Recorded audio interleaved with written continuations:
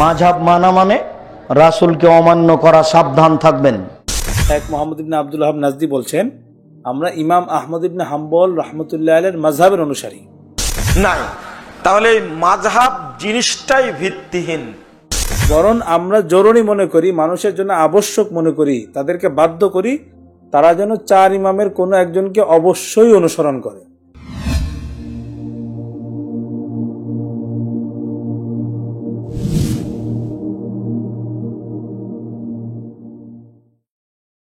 আমরা সকলেই জানি আরব জাহানের ওলামাগণ যাকে অত্যন্ত অনুসরণীয় মনে করেন এবং যার চিন্তা চেতনা ও মতাদর্শে বিশ্বাসী, তিনি হলেন শেখ মোহাম্মদ ইবনে আব্দুল ওয়াহাব নাজদি রাহিমাহুল্লাহ।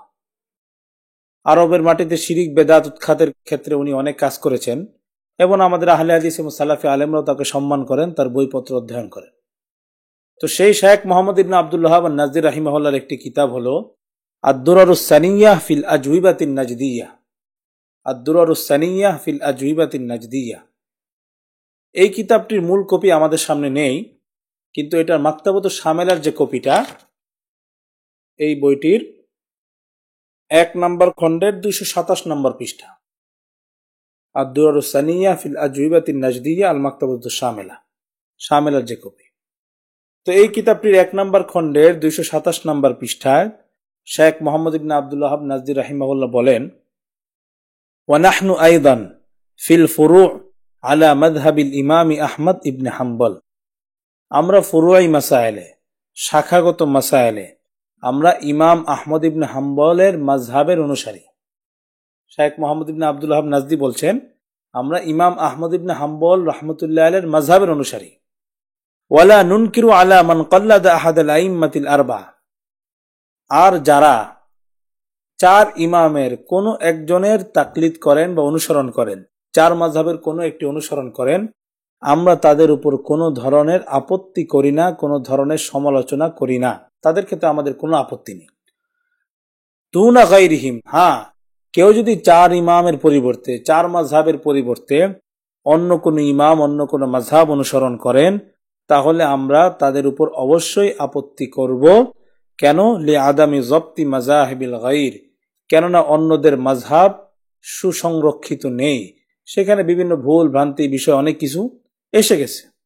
যেমন আর রাফেদা ওয়া যাইদিয়া ওয়াল ইমামিয়া ওয়া নাহউহিম, রাফিজি, যাইদি, শিয়া, ইমামি ইত্যাদি যে সমস্ত বাতিল মাযহাবগুলো আছে, এগুলো সুসংরক্ষিত নেই। এই মাযহাবগুলো যদি কেউ অনুসরণ করেন, এগুলো ফলো করে, তাহলে আমরা অবশ্যই তাদের উপরে আপত্তি করব। ওয়ালা নুকিরুহুম যাহিরান আলা শাইইন মিন মাযাহিবিহিমিল ফাসিদা।